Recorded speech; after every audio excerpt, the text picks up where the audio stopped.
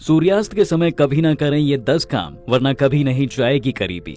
दोस्तों, हिंदू धर्म और ज्योतिष शास्त्र के मुताबिक सूर्यास्त के समय कुछ ऐसे कार्य होते हैं जिन्हें आपको भूल से भी नहीं करने चाहिए, क्योंकि उन कार्यों को करने से घर में रोग, दुख और भारी संकट प्रवेश करने लगते हैं और साथ ही माता लक्ष्मी भी रूठ जाती हैं। क्या आप जानते हैं वे 10 कार्य कौन से हैं जिन्हें भूल से भी आपको नहीं करना चाहिए?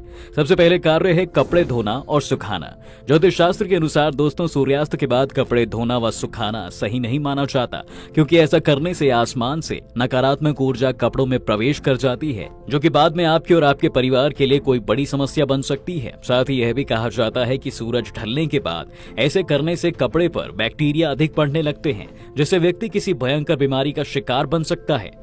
फिर दूसरा कार्य है नाखून, बाल और दाढ़ी कटाना। दोस्तों, मान्यता है जो लोग शाम होने के बाद या रात में बाल कटवाते हैं और शेविंग करवाते हैं, तो ऐसा करने के बाद उनके घरों में नकारात्मक शक्ति का असर ज्यादा बढ़ने लगता है। वहीं जो लोग नाखून काटते हैं वे कर्ज के बोझ से दबने लगते हैं। उसके बाद रात में दूध पीने को शास्त्रों में सही नहीं माना गया है। जी हाँ, क्योंकि रात में दूध की तासीर ठंडी होती है। दूध आपके स्वास्थ्य पर दिन के मुकाबले रात में कम असर करता है। फिर चौथा कार्य है पेड़ पौधों को छूना या पानी देना।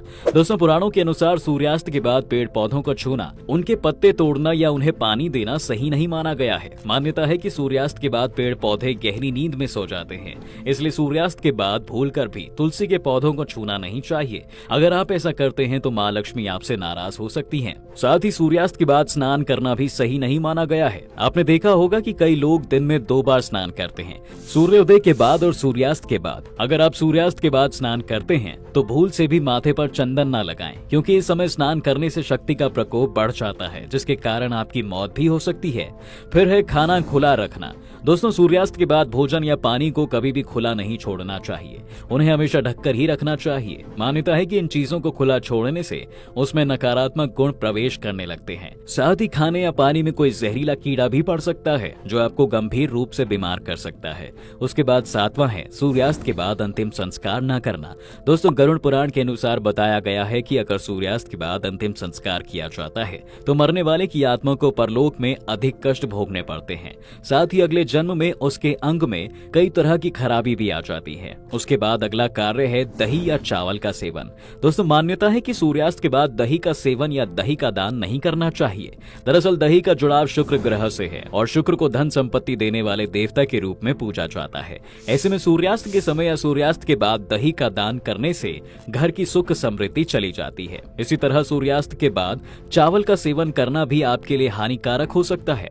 जैन धर्म के अनुसार तो सूर्यास्त के बाद भोजन ही नहीं करना चाहिए, क्योंकि ऐसा करने से रोग बढ़ते हैं। इसके अलावा भी और कई नुकसान हो सकते हैं, जैसे घर में गरीबी का आना। फिर शास्त्रों में 9वां कार्य यह बताया गया है कि इस समय झाड़ू पोछा नहीं लगाना चाहिए। मान्यता के अनुसार सूर्यास्त के बाद घर में साफ सफाई नहीं करनी चाहिए, क्योंकि ऐसा करने से घर की लक्ष्मी रूठ कर चली जाती हैं। फिर धीरे धीरे आपके घर परिवार में धन की हानि होने लगती है। साथ ही आपकी तरक्की भी रुक जाती है और आप लंबे समय के लिए बीमार भी पड़ सकते हैं।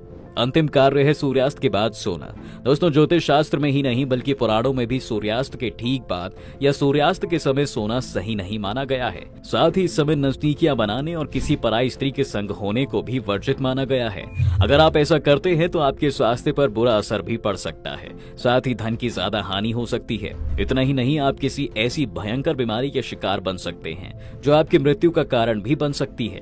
दरअसल शास्त्रों में सूर्यास्त का समय पूजन व भजन के लिए निश्चित किया गया है। इसलिए दोस्तों, अगर आप भी सूर्यास्त के बाद अंतिम संस्कार, तुलसी के पौधों को छूना, दही और चावल का सेवन करने के साथ साथ बाकी सारे बताए गए कार्यों में से कोई भी कार्य करते हैं तो उन्हें करना बंद कर दीजिए, वरना आपको भी भारी नुकसान का सामना करना पड़ सकता है और देवी लक्ष्मी आपसे भी सदा के लिए रूठ सकती हैं। आज की ये वीडियो आपको कैसी लगी हमें कमेंट सेक्शन में जरूर बताएं।